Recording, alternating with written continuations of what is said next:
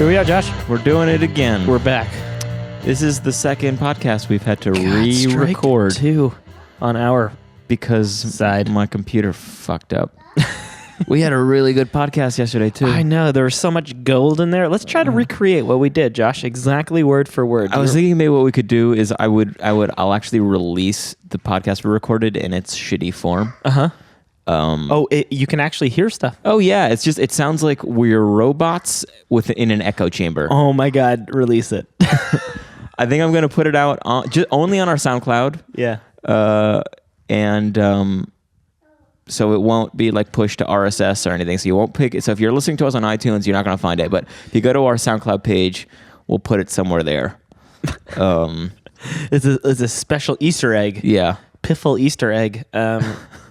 Because find us as robots. There's some great little improv scenes we did in it. Damn. Yeah. Damn it all. Well, anyway, Josh, one thing I realized that we did not talk about yesterday. What did we not talk about? And so in a way, it's good that we're re-recording this. Is that our theme is technically dinosaurs still? Oh, right? We didn't talk about dinosaurs. Well, okay. I've got a cat in my face now. You want to smell the microphone, Zayla? She's curious. Look at her. She's smelling. That's a cat. Can't hear a cat smelling, but if you could, in the news, that's what that was. Yep. Right now. Oh, and just by the way, to everyone, my daughter is that's her in the background. She's looking at a photo album of Noah and Leah's wedding, and just pointing out all the people she knows. She knows a lot of them. And a lot of them she doesn't know. Yeah, but she'd probably say that she knows some of them. Exactly, even though she might not know them. In the news right now, Josh. Anyway, in the news right now, Nicolas Cage. No. Famed actor of the screen. I was about to say stage and screen, but that is not the case. Ghost Rider. Most notable for Ghost Rider. Is that really his number one? No. I feel like Face Off should be up there. Arizona Rising. Snake Eyes. Snake Eyes, yeah. Arizona Rising. Raising Arizona. What is Arizona Rising? What is that? Know. That is like an post-apocalyptic Con Air. Whatever. Lots of actually decent movies. Leaving Las Vegas. Adaptation. Oh yeah, right. That's actually a very good film. It's a fantastic. A lot of shitty films too, though. Like.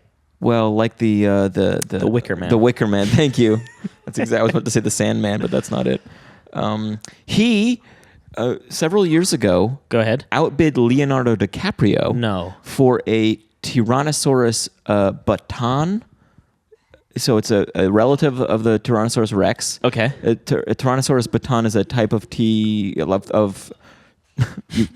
that kind of dinosaur that's only found in Mongolia. I really don't care what kind of dinosaur it is. I want to know what he has to do with this dinosaur. He bought a skeleton of that dinosaur and outbid Leonardo DiCaprio for it. Okay, I have so many questions, but I'm going to let you finish and first. It turns out that the skeleton was smuggled out of Mongolia. It was stolen. It's illegal. Sure. And so he is returning it to the government of Mongolia. Well, that's good of him. Yeah.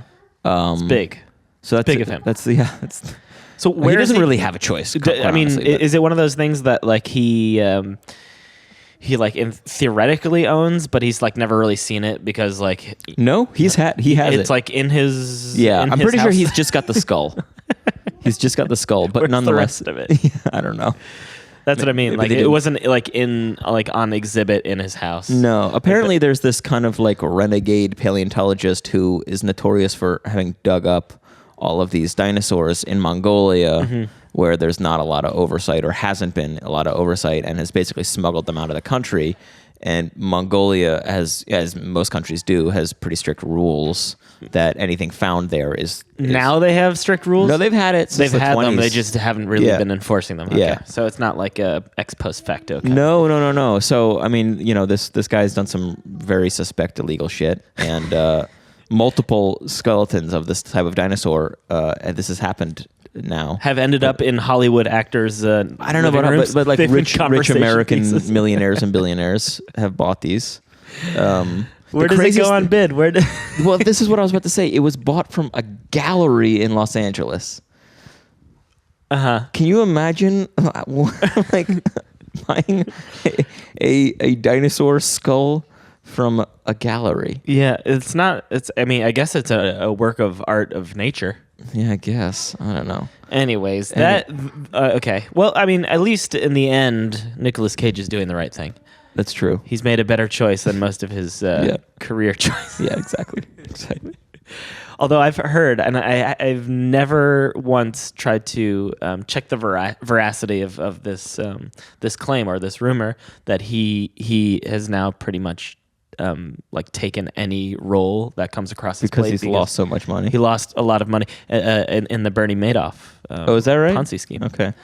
And that could be completely true. It could also be Entirely false. Entirely false. I don't know. Considering several years ago he bought a dinosaur skull, I don't think he's that hard up for money.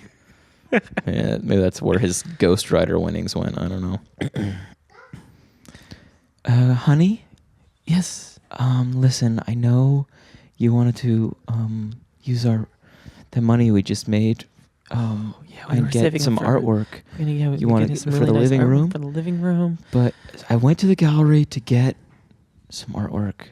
Oh my God! You went without me. Well, I just wanted to surprise you. And when I got there, they had a dinosaur skeleton. So I got that instead. You bought There's a dinosaur skeleton in our living room now. That's not art, huh? Like, I mean, it's beautiful. Like, art is beautiful. Yeah, but it's not like Picasso or a painting. We agreed that we would save up for a Picasso. Yeah, but this is like a sculpture almost, like a nature sculpture. Okay, but I mean, I think, it's a dinosaur skeleton. That's like, yeah. That's always been your dream, as like a boy to to ride dinosaurs. I feel like maybe you are trying to fulfill your own dreams and not our dreams. I feel like this is a great happy medium. Because, remember when I wanted to make a real life Jurassic Park and you said, honey, A, we don't have the money, and B, that's physically and scientifically impossible. Yeah. And I felt pretty bad about that for a couple months. We were just trying to save up to go to Disneyland. I know. And you wanted to make your own park. Now I figured, hey, you want art, and I still want to fulfill my lifelong dream of riding a dinosaur. Okay. And now we both get that. That's okay.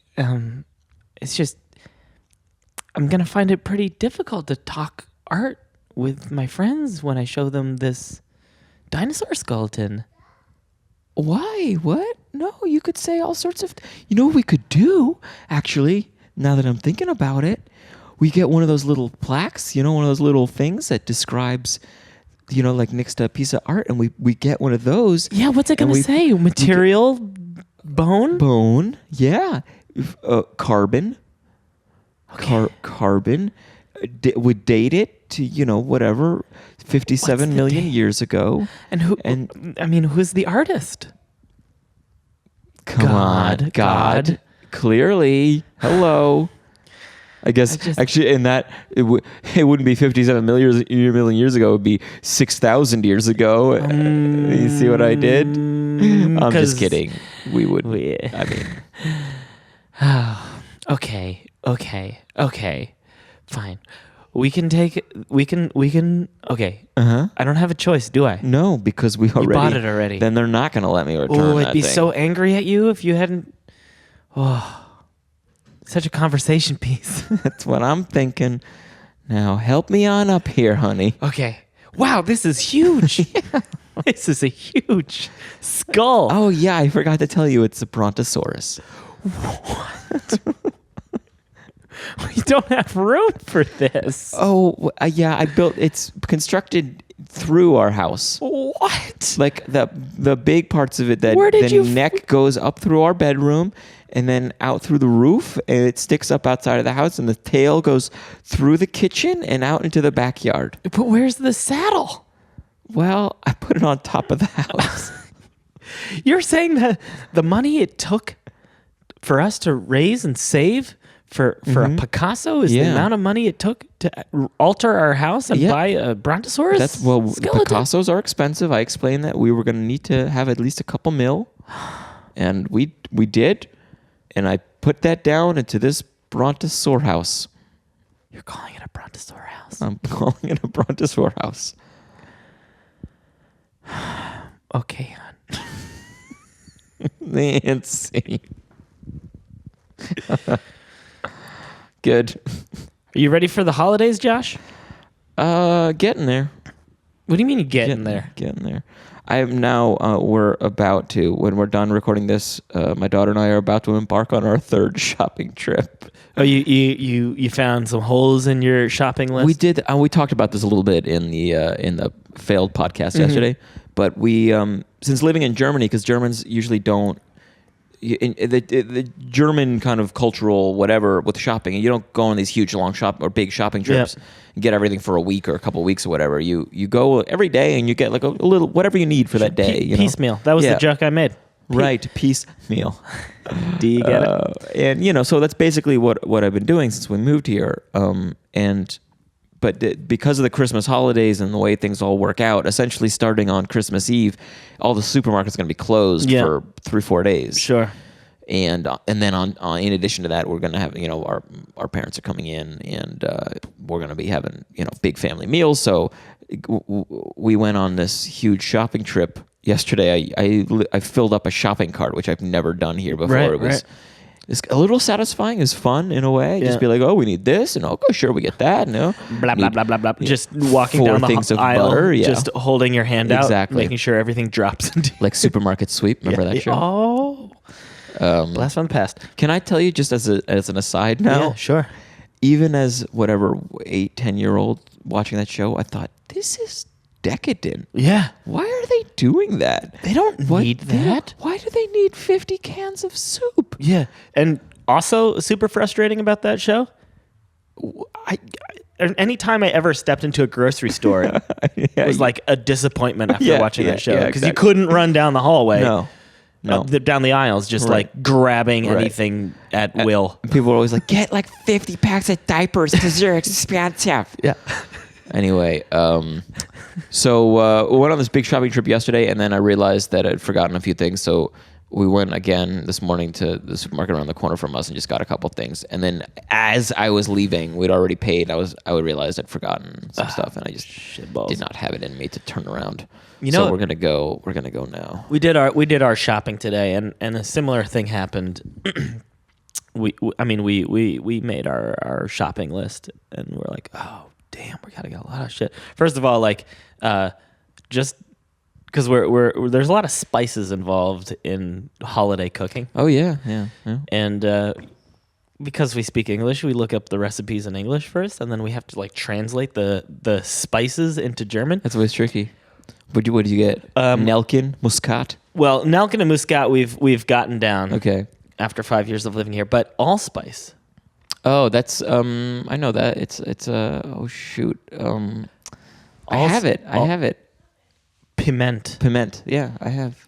Which was very difficult to find. Oh, you should have asked me. I have a bunch. Oh, well, maybe I can ask you to bring some because we could only find gama, like the ground. That's funny because I could only find the whole stuff. Damn, together we make one piment. Yeah, but it was actually really frustrating. I have it in like in a grinder. Oh, okay. I got it. Yeah. Oh, maybe that's what we have too. But like, what? Anyways, but isn't it better to have the ground stuff? You want the whole stuff? Yeah. It's for like a brining. Oh, well, maybe we swap. Okay. Well, we'll see. Isn't this riveting, everyone? Guys? Spice swapping. But then we did our shopping. Yeah. And we had a cart, and we had it like, it's a small cart. I mean, it's not like American-sized cart. Yeah, these are small. Yeah. And we only had it half full, and I pointed to Leah. I was like, Leah, look. This is crazy. We're going crazy. Half fart. Shit. Half full cart, or also known as a half fart. And I felt like I was going crazy. And that's that. We had so much on our list. Did you get a turkey? We did. Nice. Yep. 7 kilo. Holy. Okay. Yeah. That's a big one. So worth it. Actually, relatively cheap. Yeah. Good. Yeah. All right. We're doing. I'm not. We don't need to go into this. This is so boring. Hey, one thing I do want to do before we wrap this up. Yeah.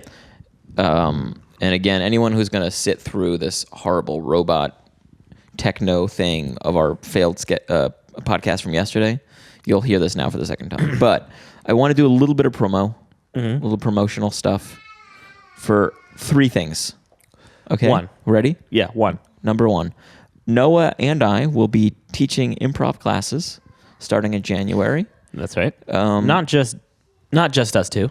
Well, that's true. Nikki as well. Nikki Ratchin will be teaching a short form, an 8-week short form class. Noah will be teaching a course called Truth of the Scene. Do you want to sell that a little bit? Yeah, I mean, right now, I have Truth in Comedy, the Manual of Improvisation by none other than Charna Halpern and Del Close. The Bible of improv, so to That's speak. right.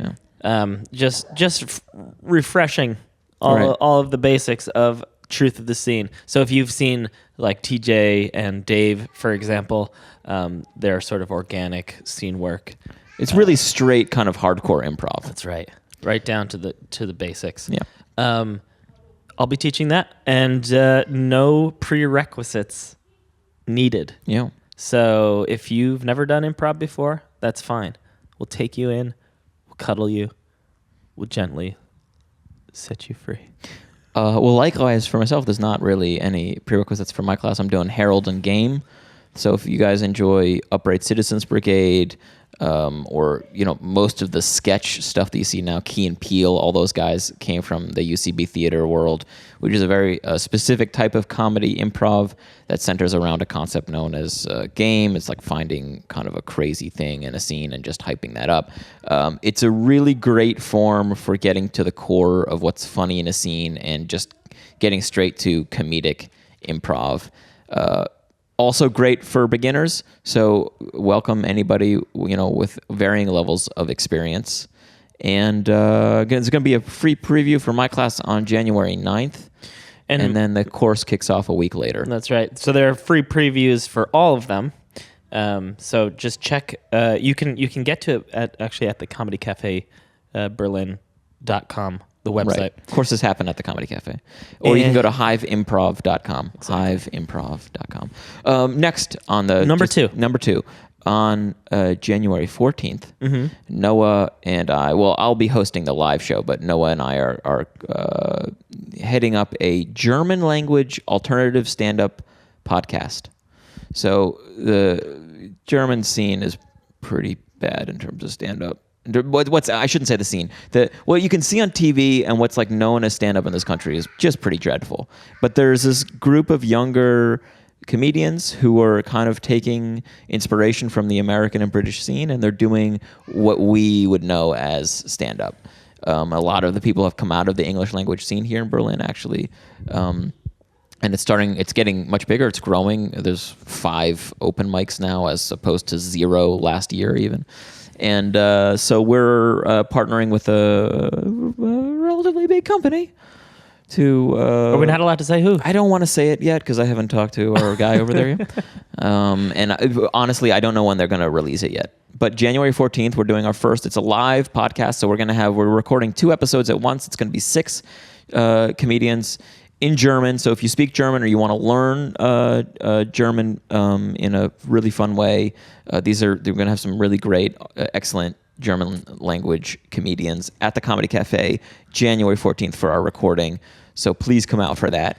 And then, indeed. Wait, I just got a little tag along to that. Yeah. So that's on a Thursday. Then following every Thursday at CCB at the Comedy Cafe Berlin is going to be a German language stand-up night. Right, like the Comedy Labor, you're calling it. Comedy Labor, so which is a new materials evening. Right. So comedians who are pretty already established but trying out new material. There you go. There it is. At the Comedy Cafe Berlin live show, the podcast, they're going to be doing their ace material. That's right. Then, okay, last thing, everybody, and this one I'm super excited about. I'm also excited about that, clearly. That's very exciting to be putting together this podcast. But this is a project, the next one is a project I've been talking about, I've been working on in my brain for over 3 years. I have too. Been talking about it for over 3 years. Yes. Well, it's my idea. Oh, we're gonna get into a fight now. Doesn't matter. Well, it doesn't matter. This is totally irrelevant. On the 24th of January, we're finally doing it. We are giving the Germans a taste of their own medicine. The Germans who love to dub everything into their own language, destroying all the voice acting in a film. We are going to dub their marquee show. They've got a show called Tatort. It's like Law and Order, but in German. And every fucking German, whether they're 14 or they're 70, loves this show. And we are going to dub it into English live. That's improvised. It. Free entry, donations welcome. Yeah, we're gonna make you pay, but it's free entry. I just spoke to one of the student advisors at Humboldt University. Oh, great! And she was like, "I'm bringing my students there." Excellent. So it's going to be a crap ton of fun. We've got our good friend and fellow improviser Ben Southam. He's going to be on his on keys and effects and stuff. So we're going to have the full experience for you. We're gonna put the episode of Tatort up at 8:15, just like you would if you were going to your local Eckkneipe to watch the show.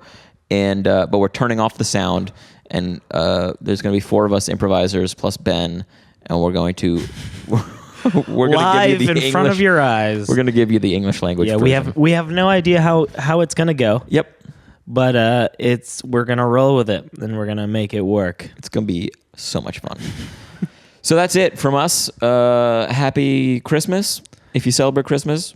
Happy Chinese Food Day if you're Jewish. And if you have the day off, just enjoy it. Yeah. Or the week or whatever. Whatever it is.